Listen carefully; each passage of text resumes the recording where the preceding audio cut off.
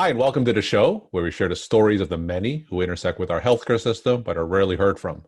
My name is Kevin Poe, founder and editor of Kevin MD. Today on the show, we have Andrea Riley.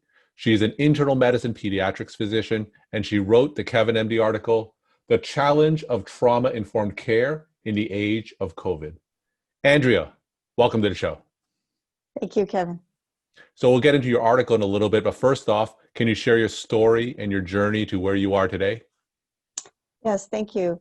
So I'm pleased to be both an internist and a pediatrician. I trained in what's called MedPeds and have enjoyed practicing in primary care. But then about 5 years ago, I was given the opportunity to work in a primary care clinic for survivors of human trafficking. And it's there that I became aware of trauma-informed care. Tell me about some of your experiences about what it's like to work in that setting.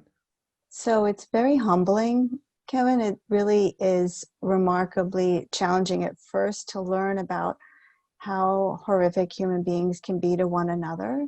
But I'd say the flip side of that, and really the beauty of what I've learned, is how resilient human nature is. And so it has really been such a gift for me to have this opportunity.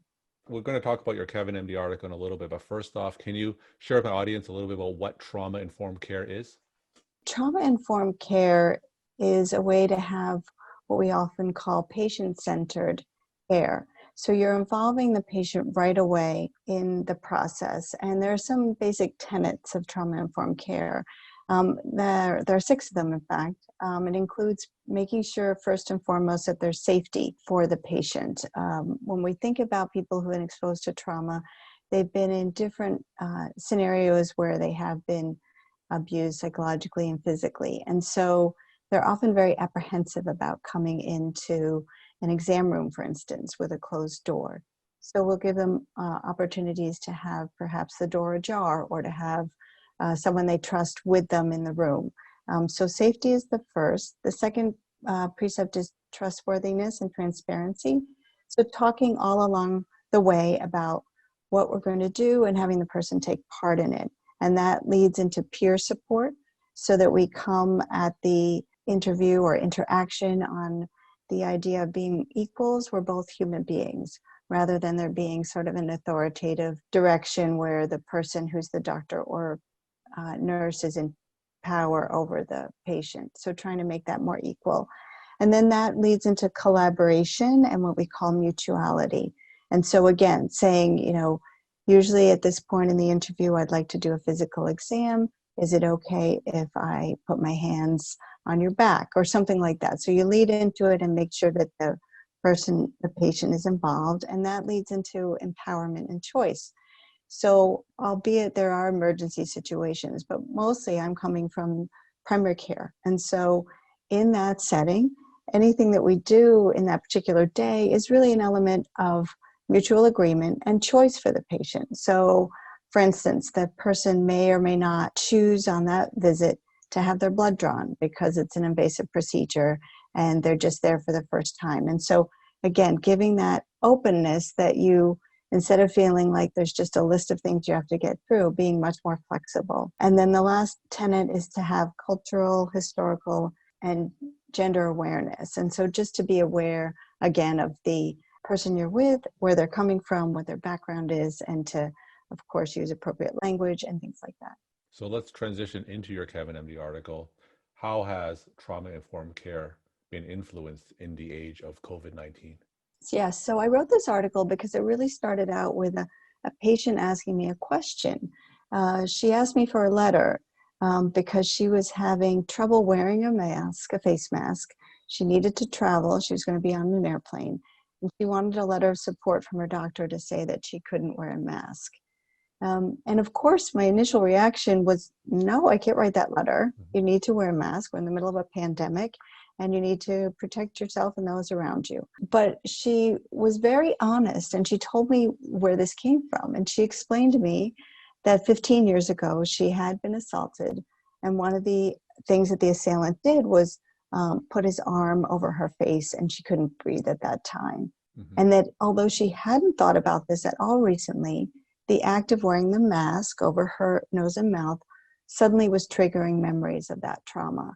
And she described very vividly what she went through and the symptoms she went through: heart racing, feeling as if she couldn't breathe, being frightened. And she did have episodes where she wore a mask briefly while running into the grocery store, but she felt really uncomfortable. So I thought more about it over the course of the night, and I came back to the realization that, especially if I'm trying to be trauma-informed myself, she's being honest, telling me about her past background and what it's doing for her now in terms of triggering those emotions and memories, and then the physiologic response, that I could honestly write her a letter to say that this affected her. A lot of us don't have the appropriate training of being trauma informed. What are some of the things that we should look out for those of us who don't have formal training in trauma informed care? Right. So there are things that we can pick up about patients. A lot of times behavior may seem angry or non-compliant, and really that's coming from something in the background, something that might have been an early traumatic experience, either in the healthcare setting or outside of healthcare. But I think it just, first and foremost, is to pick up clues on how the person is behaving, and then to dig deeper if there are some cues that suggest that there's something awry. And for those primary care physicians who may be listening to this podcast, I know you talked about the 6 tenets of trauma informed care. What are some techniques that you could share that you could teach them to be more trauma informed? Yeah, so it's very simple. It really gets to the basic connection. Things like making sure you're eye level with the patient. Mm-hmm. Things like using language that is not just, of course, their own language and making sure you have an interpreter if you need it, but also mirroring the words they use. So not using words that they can't understand, and not talking down to them, just talking to them. And so it's really not hard. We shouldn't be worried or afraid that we're not providing the appropriate care. It's really just very simple things. Eye level, offering them choices, and just being patient. Sure. We're talking to Andrea Riley. She's an internal medicine pediatrics physician, and she wrote the Kevin MD article, The Challenge of Trauma-Informed Care in the Age of COVID. Andrea, how has the pandemic affected you and your practice?